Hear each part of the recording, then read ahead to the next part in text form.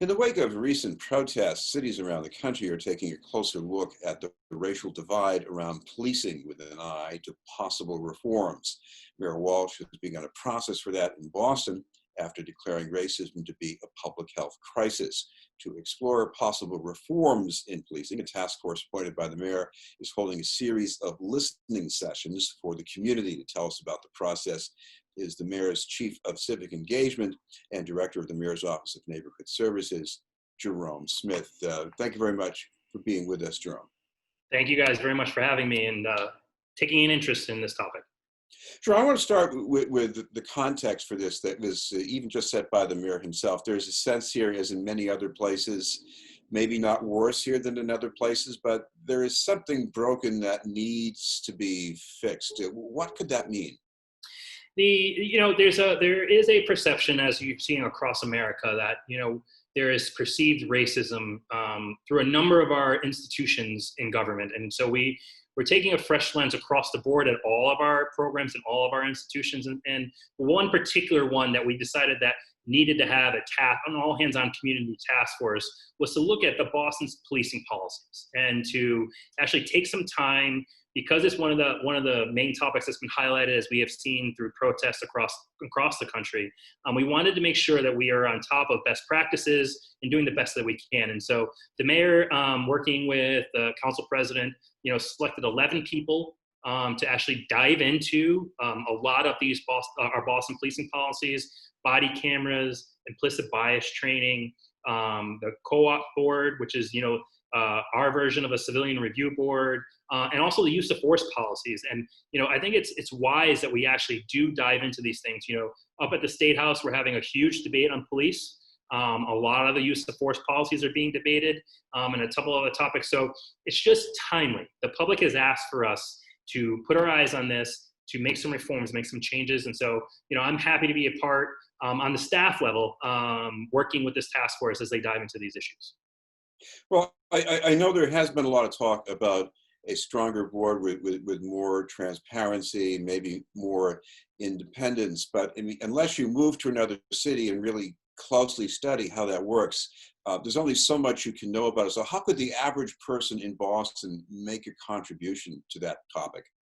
So we were thinking through the same question you had, right? And so what we decided to do is right now the task force was formed a little short of a month ago, and they began right away by diving into data. And so that's why there hasn't been a public meeting yet of the task force, is because there was just a lot of data, crime data, statistics, training, all this stuff. And they wanted to familiarize themselves with Boston's policies before they then can sit in front of the public. And as the public comes in and talks about the way that these policies have affected them, they have in the back of their mind, okay, that is the use of force policy, section 1, section 2, section 3. And so that is so the beginning, a lot of people question, well, what is the task force doing? It was a lot of data collection and educating themselves on where Boston stands as a baseline. So now we view these next upcoming 4 listening sessions. And again, I appreciate you guys running a story on this, because it's very important and critical that we get this out and for the public to actually be a part of it. Now is the time was what the public really wanted, was an opportunity for them to come in and tell us what they feel about Boston policing. We broke it up because we have a feeling that there's going to be a lot of opinions and a lot of discussions on all these topics. So we broke it up into 4 areas in order for us to be able to drill down into what the public's feeling on each of these policies. And then the task force will be able to go back, take the policies as they're written, look across the country and see what other cities have been doing, and then take the public comment and it's like, how do we blend all that together and give the mayor a series of recommendations for his administration to then carry forward and implement, and have the discussion with the community. So, I think is one of the exciting periods. You don't know what's going to happen when you open up these conversations the way that we're doing is as far as a listening session. A lot of times individuals are used to coming to a public hearing, and a lot of elected officials talk to each other, right? And then the public dialogue is kind of like this static little window. You get up, you testify, and then you sit down. This is going to be a little bit more of a different conversation where we're doing the community first. Before any sort of recommendation comes out, any sort of inkling of anything comes out, that the task force made it very clear in the beginning, we want to hear from the public first. After we educate ourselves on what the policy is, we want to hear from the community, so that then when we start sitting and deliberating, we have the community's voice with us throughout that whole process. And then when they come out with the initial recommendations, if they're going to be initial, we're going to go through a 2-week period where the public can then comment again on the initial recommendations to the mayor, and then take all that public comment back. And then the task force will decide, okay, do we tweak this? Do we rewrite this? Oh, we missed this one. The community called out this section that we must have missed. Let's get that. Let's drill down into that. And then it's going to culminate in a final product presented to the mayor, which then the mayor will be expected to dive into, digest, and then start implementing some of the policy changes. So as chief of civic engagement, I'm excited that we're doing it this way. This is the first time I've ever done a significant policy topic this way. A lot of the stuff that we normally deal with is very like neighborhood oriented, trash, crime, things like that. But this has been something that's been a significant policy, and to have the community come in and have them at different touch points is extremely valuable for us to get a final good product. I know it wasn't specified as the topic, but a lot of people in Boston, they make contact with the police when they undergo a field interrogation or observation encounter. It's happened to me sometimes. Some of them were quite productive. Some of them, I don't know. What about people in Boston who have these mixed feelings about that? Is there something that they can offer in these sessions? We want them to tell us about their experience. It's very important to hear stories, right? And so we could have the best policies. We can look at New York and San Francisco and Chicago and Philly and take their recommendations and make a bullet form. But if it's not informed by experience, it's just words on paper. And so we think it's Chris, we would love for you to come on and talk about your experience with your interaction with the Boston Police Department. I myself work for the city of Boston, have been pulled over for speeding, have had an interaction. I'll admit I was speeding, but I've had an interaction with the police officer. What is my experience in that interaction? They were professional. I had no care or concern. I had no worries when I got pulled over, but that's not everybody in the city, right? And so it's important that as policymakers are making decisions about how the residents of Boston govern and are managed themselves, we need to hear their stories and understand where they're coming from, because everybody's interaction with the Boston Police Department is not the same and it's not equal. And we need to acknowledge that. And so that's why I think it's important for us to hear stories. Well, one topic that you did put on the list here is implicit bias training. Could you unpack that a little bit so people will know what you're looking for? So in this implicit bias training is training an officer for when they come up and understanding that in your initial interaction with the individual, there is a series of biases that will probably flow through your brain. And how are you then portraying those biases that are innate to you upon an individual and the resident of which you're supposed to be serving?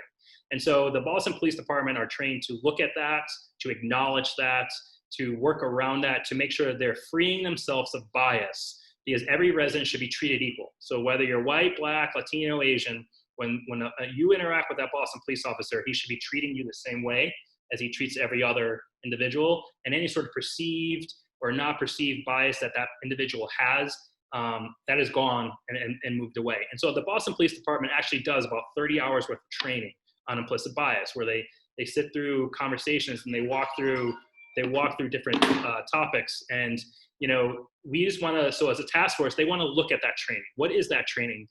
You say that it's 30 hours worth of training. What is specifically being talked to for those 30 hours? Is it actually the most current training? And so that is kind of the topic of conversation, that one little area that we're looking at.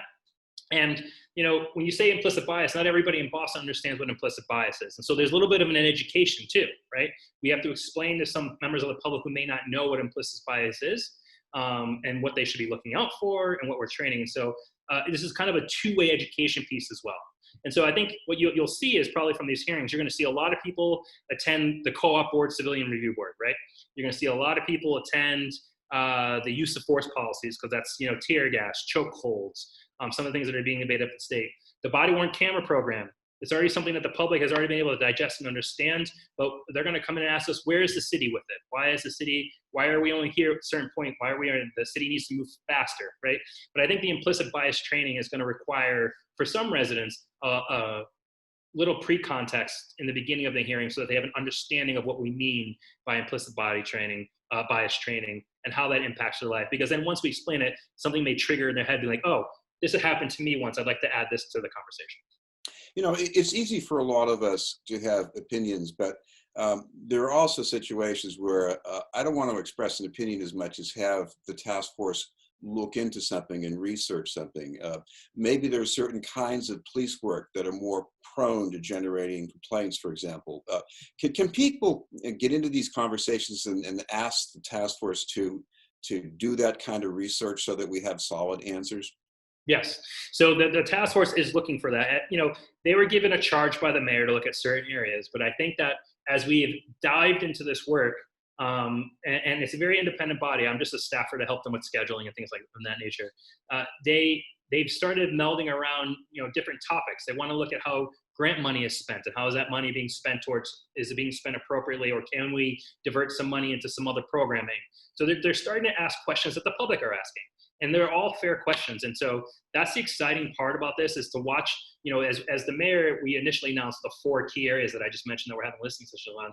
There are these little kind of subgroups in each of those areas that we never have thought about. And so for the public to raise, I think it's great that you guys are talking about these 4 areas, but having looked at this is extremely helpful and valuable, because then on the end, the staffing, we can dive into that topic, supply the task force with all the information that we have based on that question from the resident, and then they can dive in and have that conversation and add it to their report of recommended findings. And so as staff for the task force, we are actually looking for those kind of suggestions from the public, because again, we just want to make this a full and robust report that we hand to the mayor. Jerome, we should finally explain to viewers how they can join these sessions, because we're doing it remotely now. So what does that mean exactly? So the sessions are all going to be live on WebEx, is the platform that we're using. They can go to boston.gov/ending-racism. And when they go to that web page, they'll see links for each of the 4 sessions, and they can click on the session, and there's a Google Doc of which you can upload testimony, you can sign up to testify, you can upload video. So we're trying to take as much information as possible. But if you want to participate, as soon as you hit on that Google link, it'll explain everything about how you sign up, how you participate, whether you just listen or whether or not you want to testify. It'll ask you which ones, you can do all of them. And so we're just trying to get as much information as possible. And then if you just, like I said, if you want to just submit testimony and then watch, you're free to do that. But we wanted to make sure that we got everybody and then have a working list so that we can call on people, and it will all be automated by staff in the background to ensure that everybody has created a safe, free space for them to communicate. They, typically with these Zooms, you have people talking over each other. That won't happen. People will be allowed a floor to express their opinion in their dialogue, and to be able to talk to board members directly without kind of some of the clutter. And so we're going to be working through all that. But I encourage everybody to go to the website, to sign up if they want to. And if they don't even have to sign up, if you go to the website day of and you click on the link, you can just go and watch. And then after you've watched, if you felt like you want to submit testimony based on what you heard, you can go to the Google Doc and still. The Google Doc will be up until August 7th. And so even though this last session's on July 30th, we're taking a full week, we're still taking testimony from the public based on the session. So we want to make sure this is robust, and we want to make sure that we get as much information into the task force as we possibly can.